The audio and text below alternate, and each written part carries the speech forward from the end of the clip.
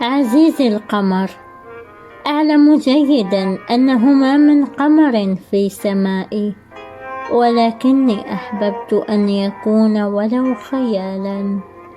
أعلم جيدا أنك قد تكون ماض عشته في زمن لا أعلم عنه شيئا، وقد تكون حاضرا لا أعلم عنه شيئا أيضا، ولكنك أبدا لن تكون مستقبلا.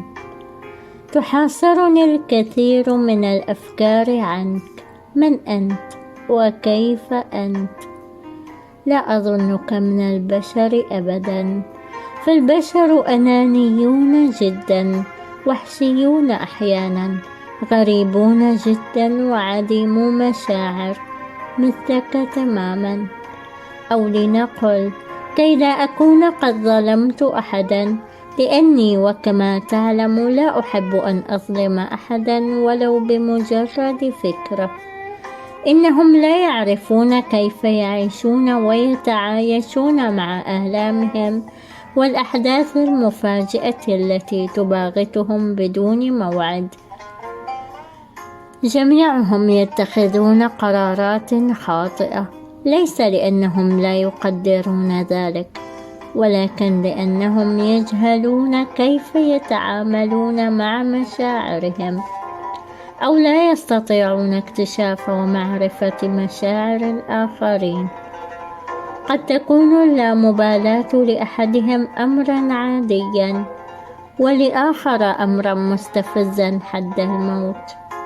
قد يكون الاهتمام بالنسبة لأحدهم أمرا أهم من أي شيء، ولآخر ليس سوى أمرا خانقا وسخيفا. السر في مقدرة الفرد على فهم الآخر ببساطة. ولأني مختلفة عن الآخرين، واخترت لي كائنا خياليا ليس بالأمر جنوني، صدقني، فلا أتوقع أن يفهم بساطتي كائن حقيقي، ولذلك أرجوك لا تكن حقيقة. لا أريد أن تخذلني لأني متعبة جدا. أعطني نورا من قلبك كي أستريح. أريد أن أنام على فراش من نورك الهادئ، أن أصير نجمة وأرحل لفضاء كل ما فيه أنت. الأرض مخيفة، مخيفة جدا. صار الموت يركض في أرجائها ويخطف سريعا أكبر قدر يستطيعه من الأرواح. صار القبح أسودا، حتى أنك تشعر وكأن على تعاطفك مع قضايا العالم أن ينقسم أو ينحاز لمكان دون آخر، أو أن تسأل نفسك قبل أن تبدي تعاطفك: هل تعاطف أولئك مع قضيتي؟ إن كانت الإجابة لا، فليس هناك أي أحقية بالتعاطف. أليس ذلك جنونا؟ صار للإنسانية عرق وجنسية وديانة؟ هل تصدق ذلك؟ كل شيء يدور ويتغير بشكل هستيري ومجنون. كل المفاهيم والمشاعر والاستحقاق والحياة. إلا في وطني ما زالت الحرب تكشف عن أنيابها، ما زالت تتبدل وتتلون، فصارت فقرا وجوعا وبردا وموتا بطيئا قاسيا، وآخر سريع خاطف. صارت خطفا وتعذيبا وطمعا وجوعا أفجع للأموال مقابل الأرواح.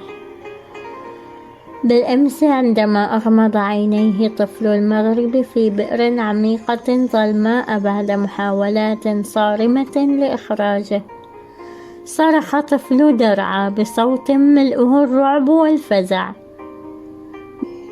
انقسم الناس بمشاعرهم ولا أعلم السبب. الحزن على مصاب الطفلين ضرورة لازمة، والتفكير بمصير الطفلين ضرورة لازمة.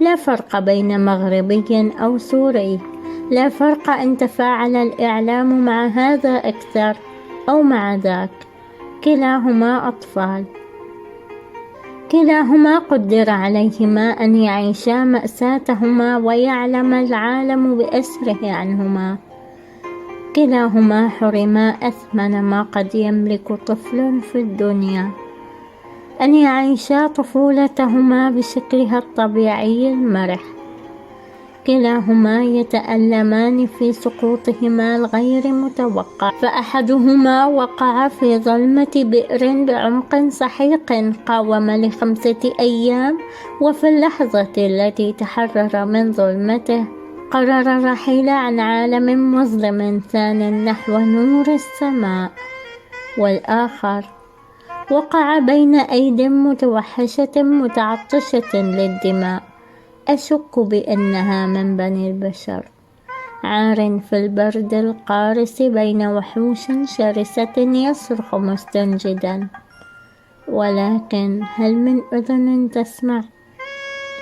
لا أعلم، ولكني أتمنى معجزة من الله تنقذ الطفل وتخسف الأرض بالوحوش من حوله، بل بالوحوش في العالم أجمع. أتساءل وأنا لا أستطيع حتى أن أتخيل الإجابة، بماذا يشعر؟